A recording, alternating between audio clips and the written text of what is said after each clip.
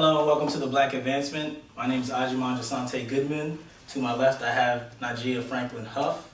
I have Dwayne Robbins to my closer left. To my right, I have Greg Goodman. And we will be going over today the Black Church. Before we get into that, let's get into what the Black Advancement is all about. The Black Advancement Incorporated is a movement that is built to uplift the Black community through dialogue and action. Before we get into it, I'll give you a little background. In a lot of ways, the Black Church has been like the center point of the Black community ever since. You can go back as far as you want to, but I guess the premier time when they were really the center point was during the Civil Rights Movement. A lot of our leaders came from the Black Church. If we fast forward to today, the Black Church is almost a parody of that in itself. So we're kind of faced with the dilemma of whether we think the Black Church is actually helping the Black community or it's hurting the Black community. First question I'll ask on this point is the Black Church still the cornerstone of the Black community? And I will start with Dwayne Robbins.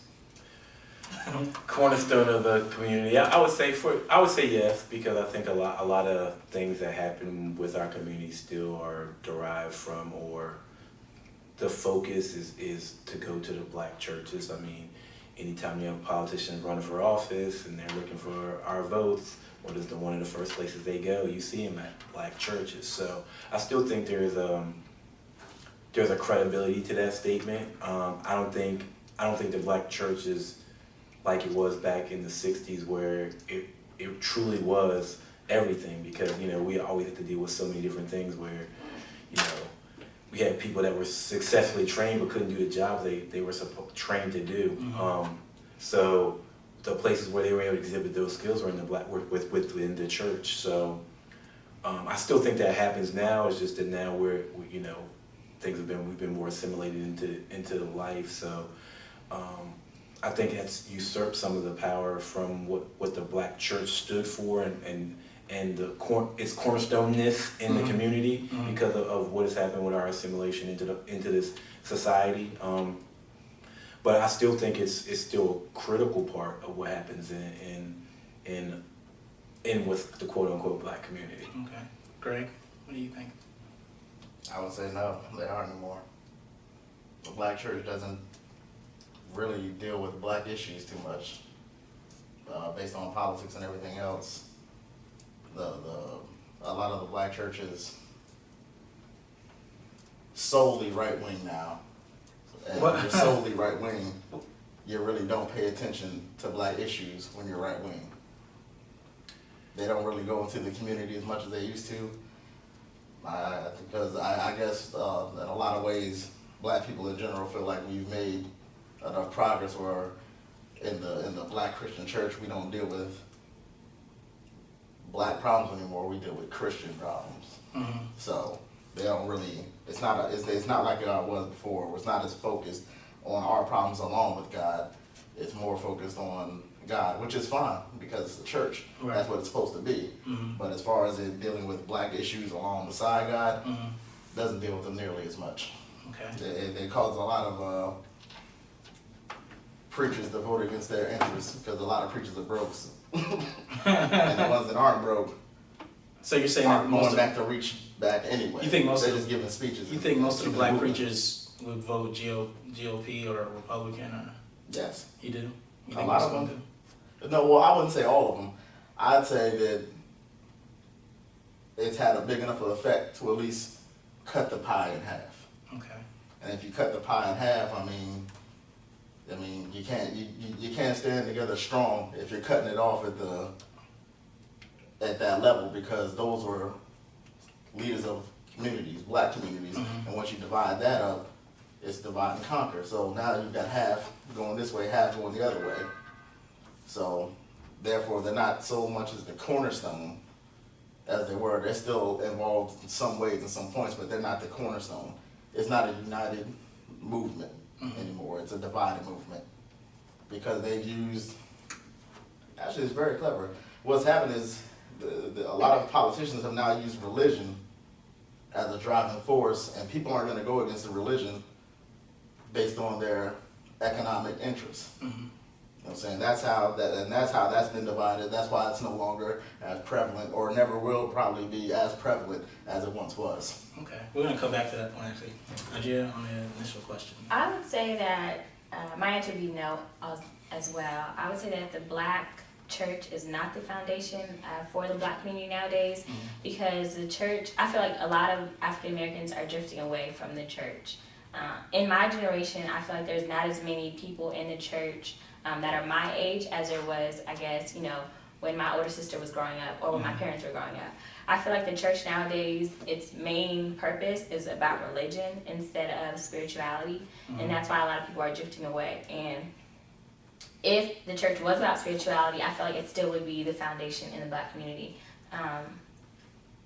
I think that the Black church is motivated, going on what Greg said, by politics instead of other things. That's what they're preaching about. That's what they're trying to advertise to the members of the congregation. And I feel like that's not the focus of the Black community. And also that's not, politics, granted that does happen all around us. Every day we have to deal with it in every aspect of our lives, but there's other issues that the Black community is dealing with in today's times. Yeah. So I do not feel that it's... I mean, I think I think what they're saying is it's a lack of prioritization of the issues that are going on in our community. I mean, don't get me wrong, I'm not for abortion, but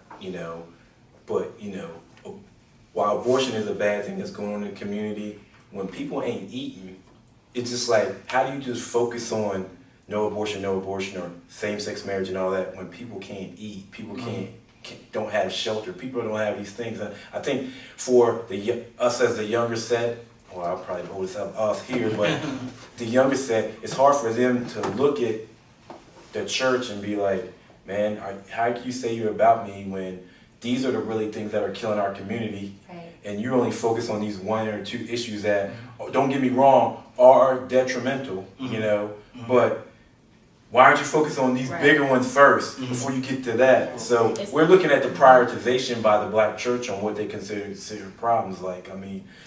And I think that's what some of what you're saying, they're not the cornerstone anymore, because back in the 60s, they focused on the major priority was equal rights for us, which was paramount, and which was the driving force by many of those churches and organizations started by those churches. So I think as we look at the history of what the church has done and now look at it now, it's like it's lost its way.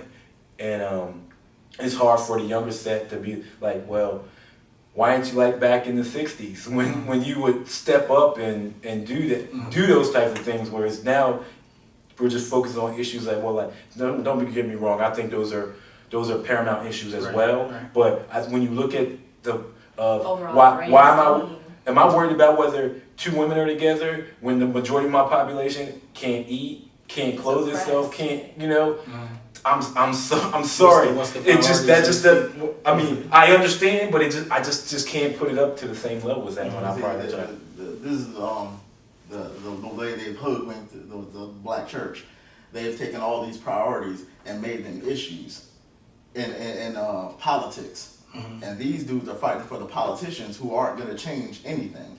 You can march all you want, you can picket sign, it's still going to pass through. There's still going to be gay marriage. If it's not already here, in a lot of places, it will be there everywhere pretty soon. They're still going to take God to schools. If they haven't done it in every school, they will eventually do it. And they still haven't done anything about abortion through all these politics. These are politicians that are feeding these guys. And what they need to realize is stop going to the politician. You got to pay attention to the community. That's how you change those numbers. You can't outlaw, go up there and preach and get them to try and outlaw something that's going to happen anyway. What you got to do is go into your community and take care of your community. You take care of the community, those problems disappear for us. And that's where they're falling short. And that's how they've been duped. Right, I agree. I feel like the Black church's foundation, the foundation has been rocked. So we're going with modern times. Granted, that's what you're supposed to do. Back in the 60s, it was about something else. So now, in today's time period, it's about, abortion or gay marriage. But I feel like there's a certain extent to where you stop politicking in the church, and you don't talk about that. You talk about other things. And going back to what Dwayne said, yeah, we're being beat over the heads about these issues, you know, homosexuality, abortion, all these things. But there's so many different other things in the Black community that people are feeling oppressed with, you know. There's so many minor issues that never even get discussed in the Black church because the preachers or the reverends are so gung-ho about this one issue that they just fail. They have like blinders on. They ignore everything else that's going on. So I feel like, you know, the Black church needs to be revamped. It needs to really realize, you know, where it was started, how it started, and go back to the main issues or the main foundation that it was founded on, the principles. Well, I'm gonna go to the website really quick and just read a response from there. This response comes from Soul Tie Community. It's unfortunate, but I believe that the more the Black community advances in society, the further away we move from the church and religion.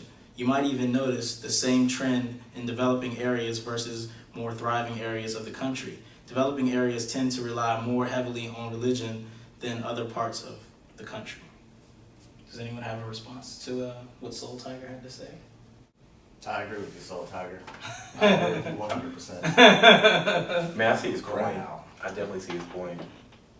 I just wanted to touch on this as another question that popped in my mind when you guys were looking at it. So you guys feel not only that the church has become politicized, but also like it, well, more so, I guess, yeah, you guys feel it's become overly politicized? I mean, I think it's almost scary, and it's almost to the borderline where, you know, they have a tax exempt status that they have this tax exempt status because they're not supposed to be that way. But there's so many preachers that walk that fine line in sermons where, man, it's like, dude, hello.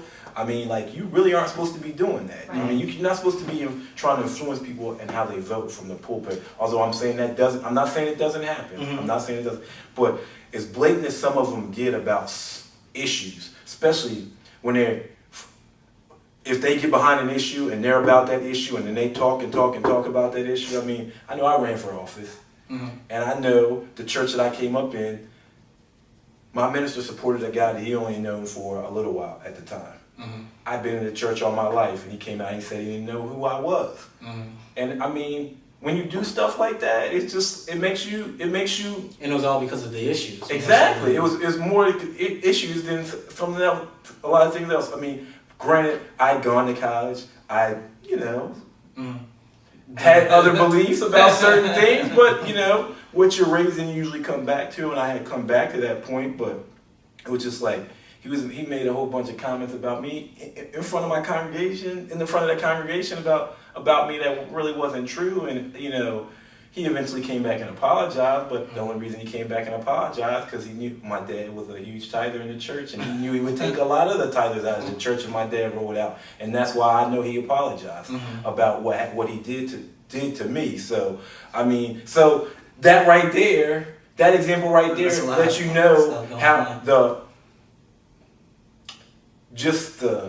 I don't know what the term I'm looking for. You're always wary of what they're about, because it's like, if you're claiming God, claim God. You know what I'm saying? And if I can see the sincerity of you claiming God, then cool. But when you claim God and then you get up in there and it seems like you're doing this and doing that, that's why I left that church. More so a question of to Najia and Greg, because both of you guys were like, I don't think it's the cornerstone anymore. Do you think that from the quote unquote splitting of the pie of the political, I guess, sound bites coming from the pulpit, in a way they still are kind of like the cornerstone of the Black community, or do you think they're just like, I don't know, for lack of a better word, like puppets up there, and they're not really like for the quote unquote Black community, but they're for this just certain issue, and they end up taking some of the Black community with them? You want to go first? Sure. Go ahead. I do feel like that's a good term to use, puppets, because a puppet to me is someone who only, they have tunnel vision. They only see one thing at one time. They're blinded by the overall picture. And that's what we've been discussing, that the Black church is blinded by the overall picture of what's going on in the Black community. A lot of preachers do not know the fine line between whether you're preaching about spirituality, preaching about religion, or you're in the church just preaching about politics. So I feel like, yeah, I definitely agree that they are puppets. And I feel like even in the church, there are a lot of people who are very, very ignorant to what's going on in reality, because they're so far gone in, you know, the word, are in their loyalty to their church or to their preacher or their pastor, that they're just going to hang on every word that this person in the pulpit is saying to them, but they're not going to be open-minded enough to go out there and research their own topics or, you know, develop their own views on the matter. And that's not how it should be, you know. Everyone should be able to form their own opinions. Everyone should be open enough and independent enough to realize that, yes, you're my preacher, you know, you're this man or woman of God who's teaching to me, you've been called, but in the same sense, not everything you say is going to be correct or I will agree with. You have to be able to form your own opinions and not just be able to be puppeted around. Greg, anything to add on? I'll take this to an even larger scale. My dad told me when things don't seem right, always follow the money. Now, I'm not trying to really, I have respect for these people I'm about to talk about, but the fact is that you've got a lot of so-called reverends such as Jesse Jackson and Al Sharpton and these fellows that have got a whole lot of money and sway. Now, I can recall when things were really tight, they weren't getting paid for these things. Malcolm X wasn't rich. Martin Luther King wasn't rich. These guys is riding around eating shrimp and lobster every day, telling you how you need to get your life together. And they've got all this money, and they have not even put nearly 1% of what they have. Now, I mean, in comparison to what they have, what they could do for the black community is just ridiculous that they haven't given more, that they haven't done more, that with the money and sway and power that these guys have, they're being used as puppets. Because when we get a ride, they take these two individuals and get them to speak for everybody and simmer everything down. Instead of joining with us, they are puppets to calm us down and direct us into what direction to go. And that's like a whole nother, that's literally another topic that we have under Black Leaders for the Black Politics section. Yeah, So I respect them for what they did back in the day. Now, yeah, I'm not going to get into that one because that one could go on for a while. Take you back to the website real quick. We also have a research section just in case you don't feel like you're well versed in a topic. You can always go to the website and go to the research section, and we have articles and things in there that you can read up on, so that way you can read on the topic before you comment on the website.